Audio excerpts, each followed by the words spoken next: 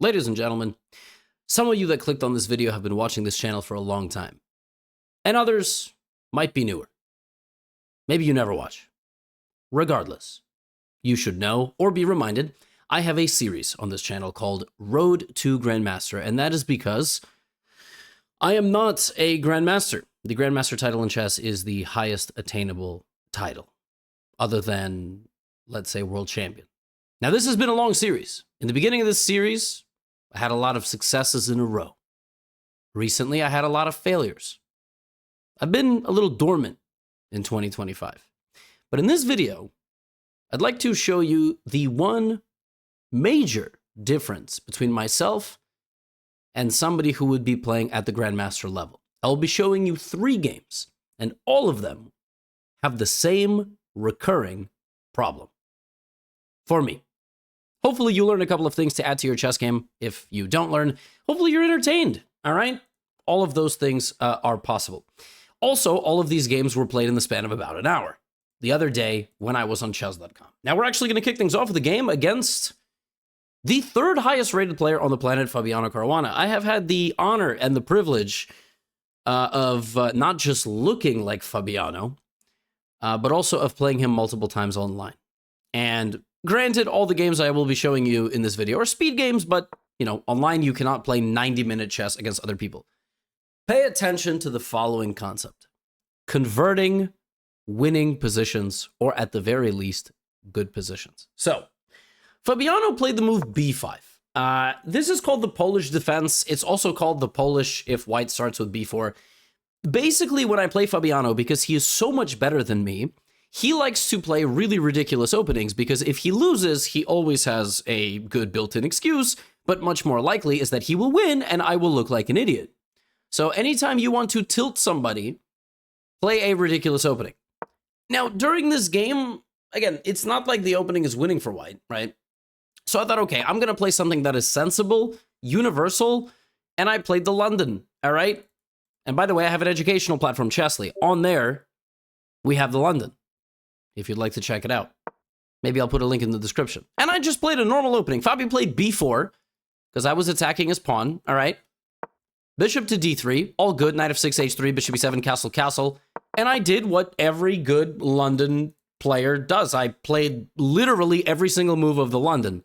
I got my bishop a getaway. This move prevents the black knight from coming to h5. It's a little bit sophisticated, don't worry about it.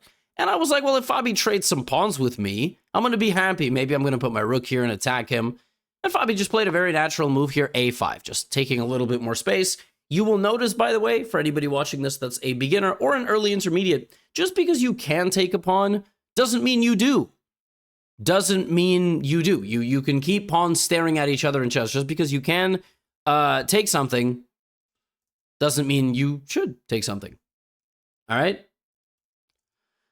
So, on that note, I went here. Maybe not the best move.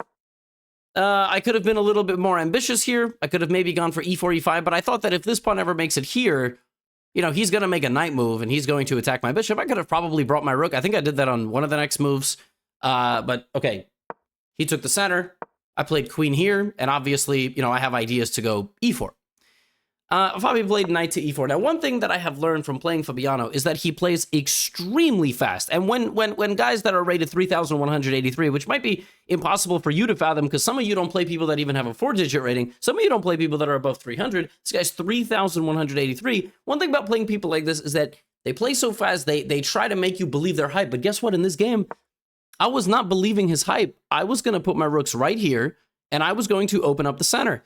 I was determined in this game to put up a fight despite being a 470-point underdog. He played knight d7.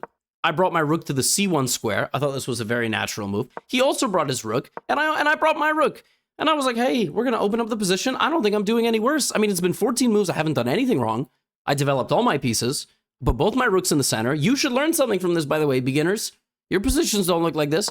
Fabi played queen b6, and I took on d5 and was like, I'm pretty sure I have a better position. And here I found this move, which is the best move in the position.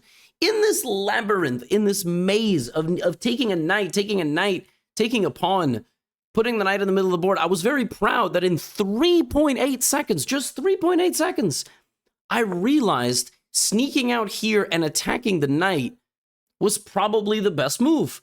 Because this way my bishop doesn't get walled in, and I can always make progress from there, and I'm enabling this move, which on the previous move would have been a fork.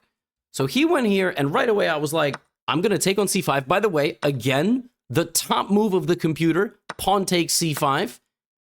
And then I went here, which was not the best move, because he had a tactic, which was kind of unfindable, to be honest, but a better move was apparently to reposition my bishop on the d4 square. I don't know how practical that is, but Fabiano didn't play that. And then I went knight d4, and I was like, I'm outplaying Fabiano Caruana. Outplaying is a very strong and generous description, but I'm just doing great, and time is equal. You know, Fabi played this because he thinks I'm a moron. He's not completely wrong. But I was like, I have a great position. And then he went here. And I was like, I don't really know what to do now. I'm going to do nothing. I'm just not going to change anything about the position. Maybe I will just bring the bishop back. I just don't want to change anything. Fabi went here. And I was like, you know what? I don't think this bishop needs to be. I'm going to get rid of this. I'm going to get rid of the dark squared bishop, because when he takes, I'm not too impressed with these bishops, because one is just standing in the way. And then I'm going to trade rooks, and then I'm going to rook c1. And then I'm going to trade these rooks. I was looking at this position like, I'm just hanging in there with the third highest rated player on the entire planet.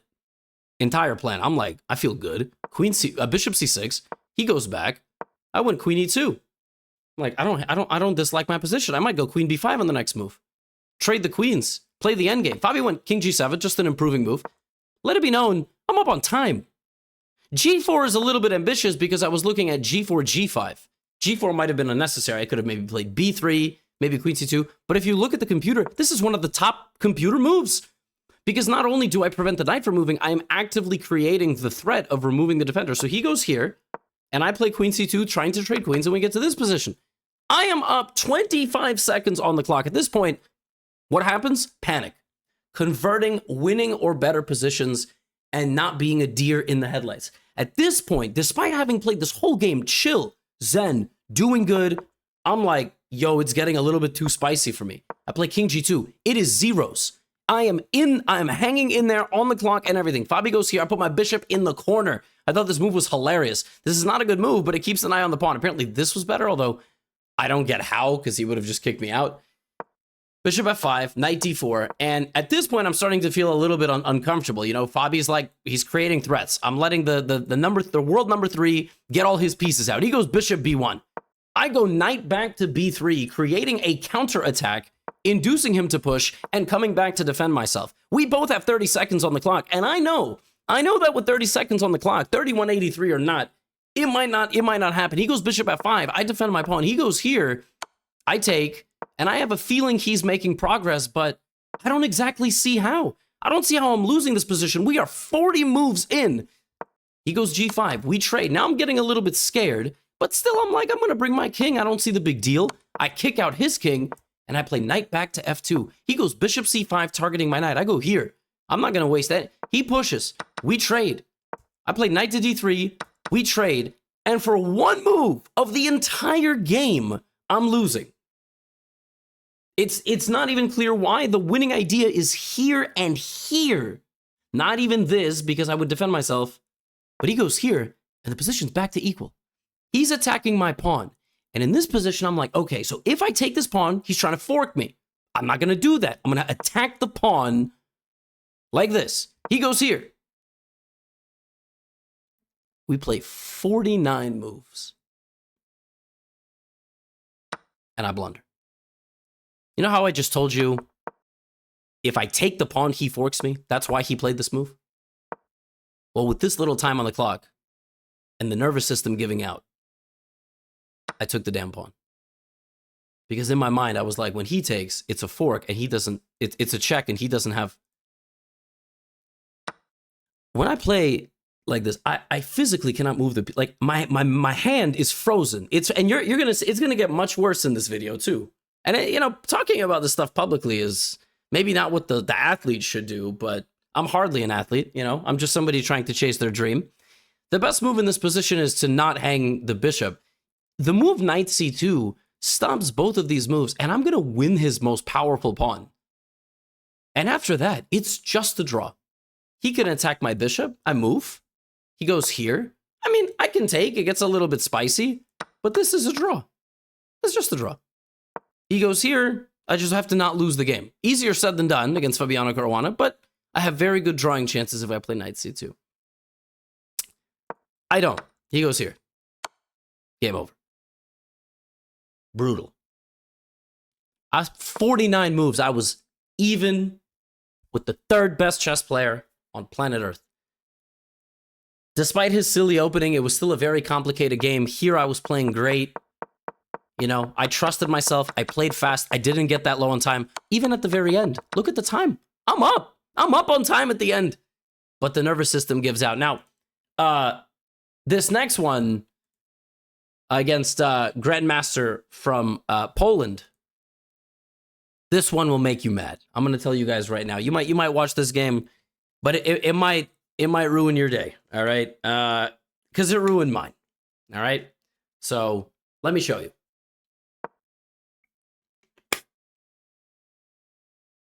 I started with d4. He went for the Dutch. Now, there are a lot of things against the Dutch that are good. There's just the pure main line. Put the bishop. That's how most grandmasters play against the Dutch. There's all the Staunton gambits, the e4, that type of stuff. You can even play the London like I did in the previous game, but I went queen d3. This is a ridiculous opening, and the point is actually to gambit your g-pawn. This is known as the Manhattan Gambit, because, you know, I'm from New York. But he went knight c6, which is a very edgy move. I mean, he doesn't even defend the pawn. He counterattacks me. I play this myself with black. So I turned it back into a completely normal game. I said, all right, my grandmaster opponent, who is not Fabiano Caruana, he wants to have some fun. Knight c3, right? Bishop to b4, bishop g5.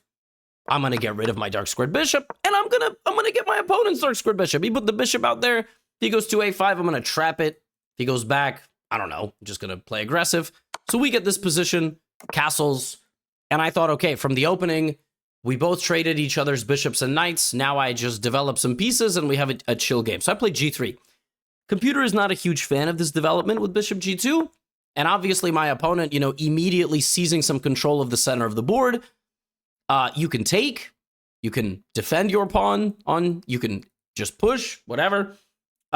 In this position, I did something very provocative. I should castle this way. All right, I should not castle this way. So I should play e3 and castle. That's what the computer wants. I long castled. Because I don't care. I'm not stressed. I'm playing a GM. I don't care if he's 2984, 3183. If I want to beat these guys, I cannot respect them. I cannot play passively, right? I played a great game against Fabi. I played ambitiously. I wasn't playing passive, defensive, that type of stuff. He went e4. I went knight back to e1. I thought, look, I have a very simple plan. I'm going to break apart his center and launch a counterattack down the f-file. This was my idea, and this knight can always come here, support the center. He goes here. I went here. And this is my plan, right? Suddenly, he goes b5. This move felt like a punch to the stomach. I don't know if any of you have ever been punched to the stomach, either at like a boxing gym with a trainer, at a chess tournament, which is more unlikely but still possible, on the street. It probably the highest likelihood of getting punched in the stomach is on the New York City subway this day and age. Here's a fun fact. I don't have that many close friends, but of the close friends that I have, more than 50% have been punched on the New York City subway. Take that for a fun fact, huh? How about that? How about that for your next visit to New York on vacation?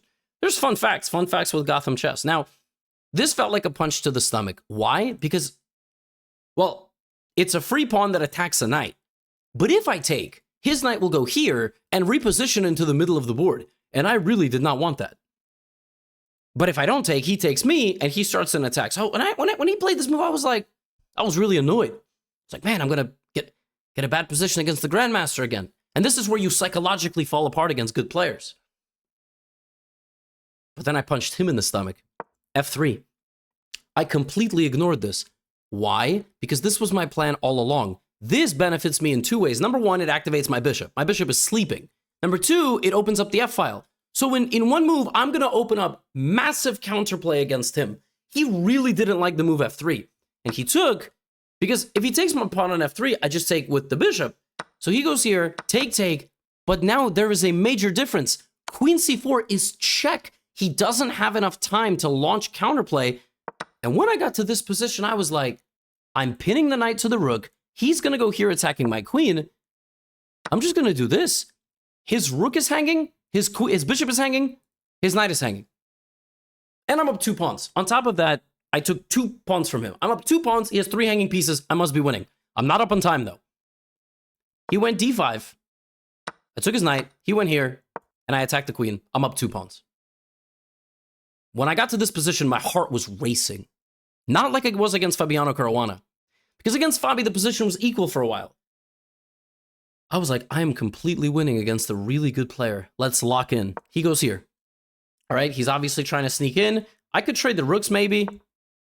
I just play d5. I attack his queen. I get 3 squares away from queening. He has to go here. He makes a move. Now I trade, deflecting the rook away from the defense of this pawn. Queen a7. I'm now up 3 pawns. 3 pawns. Bishop is hanging. Pawn is 3 squares away from queening. In positions like this, you also always need to protect your king. My king, a little bit weak. Maybe I go king b1. Maybe I just leave the king there. Gonna bring my queen back. What I would love, you gotta always be thinking, how do I convert a winning position? Well, if the queens come off the board, I win this position against Magnus using Stockfish. You could sit Magnus down, give him Stockfish, I still win, all right? I don't think it's possible to defend that position, but maybe not, I don't know. He goes here. I find the best move. I go queenies. I remember this. I was so proud. Top computer move, attack the rook, attack this pawn. He comes here. Now I just play d6. Now my pawn is 2 squares away from queening. He has to go back and defend himself. I'm like, okay, your knight and your king are on the same line. Just get out of the way. And when he does something like this, just defend yourself. Just defend yourself. Now I need to find a way to not throw this away. I'm attacking this pawn. This pawn's close to queening. He goes here. I attack his bishop. He goes back. I put my knight on d4. I'm like, I'm rolling. Rook is coming in. Queen is going to come back. I'm going to advance these pawns. He goes here. I go rook c7. I'm like, I'm so close. Everything I'm doing is perfect, but there's 11 seconds on the clock. Just don't do anything stupid. You're always looking at checks. King here. Bishop here. Nothing. I just take it. He goes here. I go queen c5. I'm not really sure where to put my queen. He goes queen f1 check. I go here. He gives me another check. I'm like, oh, do I want to go here? I'm a little bit nervous. Maybe he's going to, like what? Okay, I'm just fine. He goes queen f6. I'm like, where's my win? I have 5 seconds. He's attacking my pawn. Like if I repeat moves, he goes here. Maybe I go queen d5. What do? I go here. He goes here. Now I'm like, oh my God, he's attacking my pawn. He's threatening this stuff. 4 seconds. And I blunder the entire game.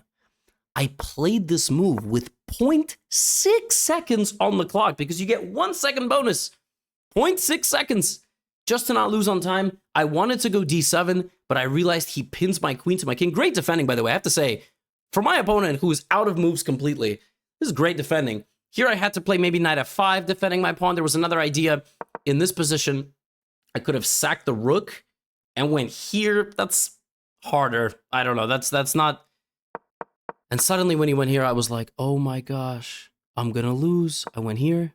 I'm like, wait, he can't take my knight. If he takes my knight, I take his bishop. He gave me check. And I lost on time. I lost on time in this position. I didn't play fast enough to play knight back to b3 with still an equal game and still up 2 pawns. This one hurt. Because it really felt like in this game, when it got critical and all the right plans were there on the board, I calculated things, even not the fastest. I played well. And from this point forward, it literally felt like I was staring at nothing. I was on complete autopilot. My brain was just like, don't lose. Don't lose. You always do this. Don't lose. Don't lose. So what did I do? Obviously, pretty bad at the game plan, right? We found a way to lose in the most, unbelievable. I didn't even lose. I mean, it's equal, but then you run out of time. Tough. I got one more for you. This one was the least egregious of the 3. I mean, obviously, the first game I was never winning. I can't say I was winning against Fabiano Caruana, but it was a great game by my standards. Second game, had it in the bag now. Let's check out this one. This is an Olympic player for Turkey, or Turkey. I don't know. I don't know how to pronounce it, but This is Yilmaz. He's a very good Grandmaster, although now they have a whole young generation of really good players. In this game, I played one of my favorites. I played the Trumpowski attack, also on Chessly. You see in this video, we have a London, we have another London, and now we have a Trumpowski. A lot of d4, bishop f4, bishop g5 systems, and openings are not the problem for me. I frequently am getting openings where I'm comfortable, where I'm happy, and in this game, I took my opponent's queen, and my plan was very simple. He has doubled isolated B pawns. So he has no C pawn, no A pawn. These guys are never going to be part of this game, ever. And I developed my bishop. He went here. I targeted his bishop, and he put it on C2. Which was kind of a funny move to me because when I played this move, I thought, oh, I'm just going to grab his bishop. But then he went here. I was like, oh, that's kind of unfortunate. And then I have to go here, and he manages to kick me out.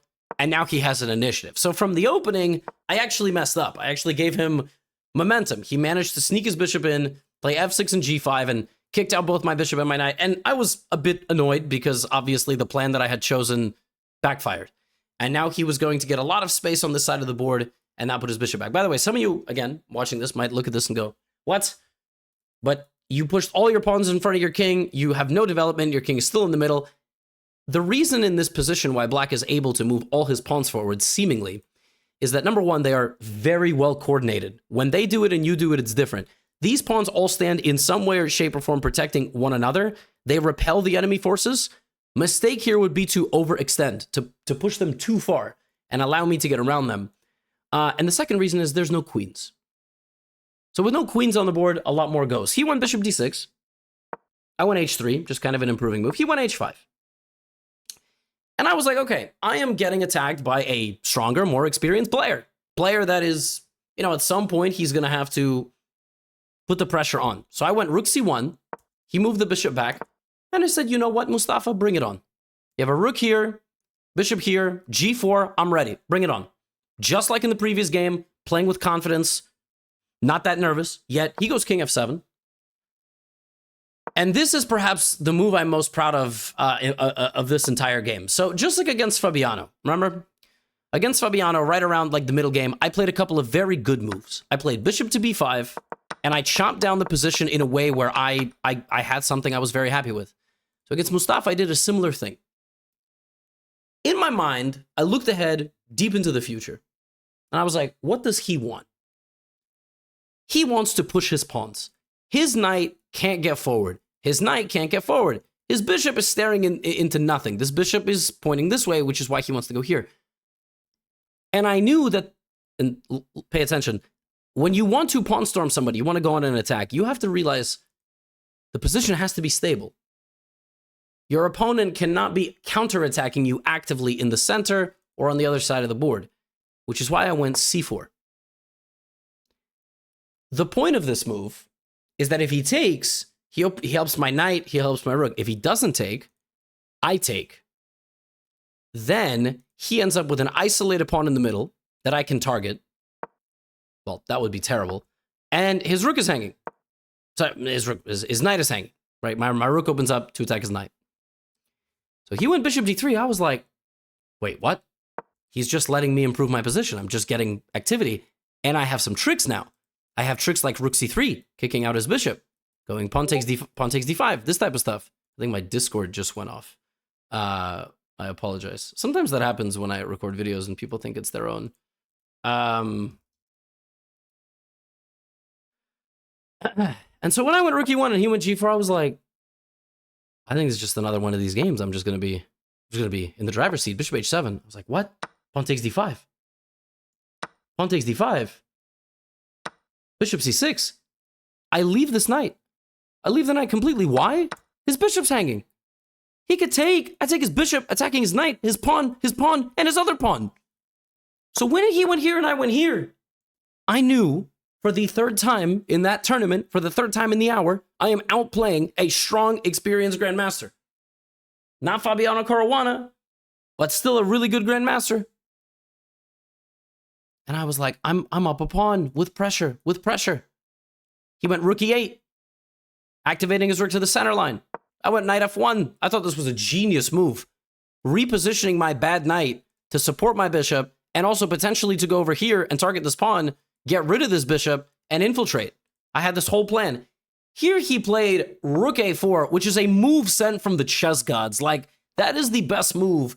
I was looking at this position, I was like, he doesn't have a move. Rook a4 is the only move.